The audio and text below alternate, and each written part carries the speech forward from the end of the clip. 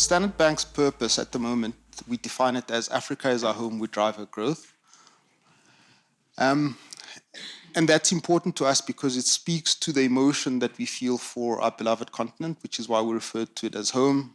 And then growth refers to contributing to economic growth simultaneously with the improvement in human development. Measured, you can measure it in many ways, but measured by the Human Development Index. And we try and think about our contribution in both terms, in terms of what we're doing to contribute to growth in the economy, but also to the improvement of the human condition. We are a company that was formed in October 1862, and that is relevant because it speaks to how old and long-lived Standard Bank is and why it's likely to exist for another 156 years. And I say that with confidence and conviction. It's a company that has existed under the same name, I don't know if you're aware of that, and the same brand for that period. That shield. That shield, yeah. And when it was formed, it was called the Standard Bank of British South Africa Limited.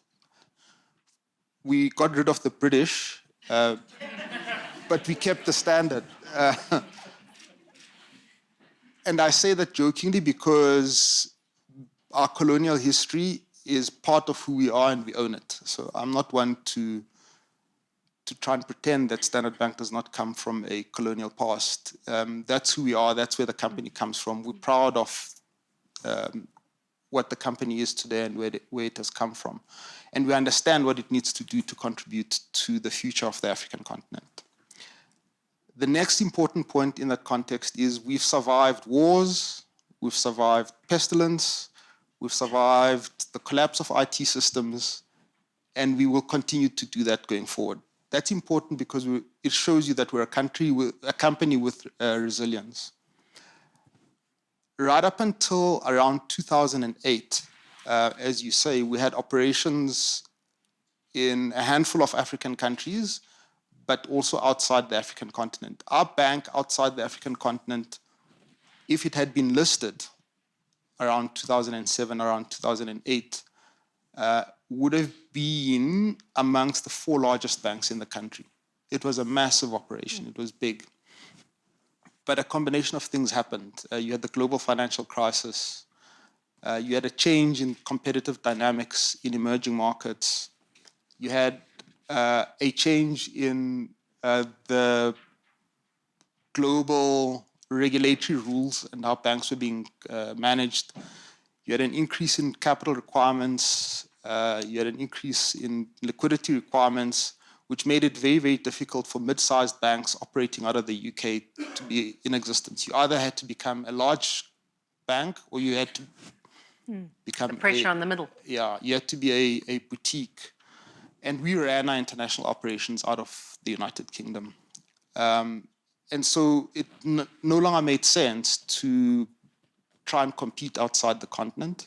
And we came to the conclusion that it would be better for us to be a regional player. That meant that we needed to dispose of things outside the African continent and focus our energies on the African continent. The main reason for that is embedded in your question. The continent then, as it is now, was the second fastest growing region in the world, and it continues to be this. And the rate of growth in the region at between 3.5% and 4% this year and next year would be much faster was it not for South Africa, which is a laggard, and Nigeria. The 2 largest are actually pulling down the rate of growth. If you look at the countries along the east, you look at Ethiopia, Kenya, Uganda, they're all growing at between 7% and 9%. And the really interesting thing about them is that they don't have resources. They don't have gold, they don't have oil, although oil's been discovered on the coast and in Uganda.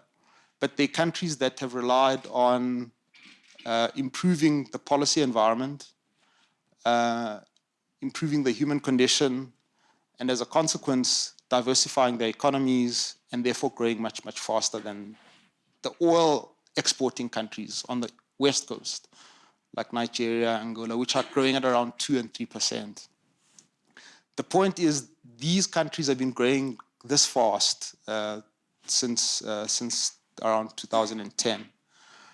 And what we have found in our network, which goes to our strategy, is that we now have a portfolio. When the oil exporters are growing slowly, the oil importers are growing fast, and vice versa. So we've got a nice diversified portfolio in that context. And so it made sense then around 2010 to say we're going to take capital, bring it back to the continent, and grow our operations in South Africa and on the continent. When you then look at our portfolio, you will notice that South Africa is the biggest, but it's the slowest growing. It's generating the capital that we use to grow outside South Africa. And the operations outside South Africa are now about a third of our banking operations, and they're providing the lion's share of the growth. Over 70% of our growth is being generated by those operations.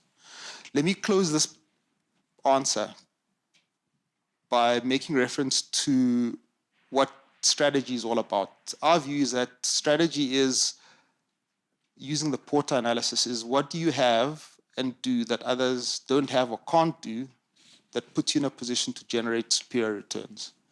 We've got 20 operations on the continent. Our competitors don't. Citibank has got bitty operations, but they're not as extensive as ours in 20 countries.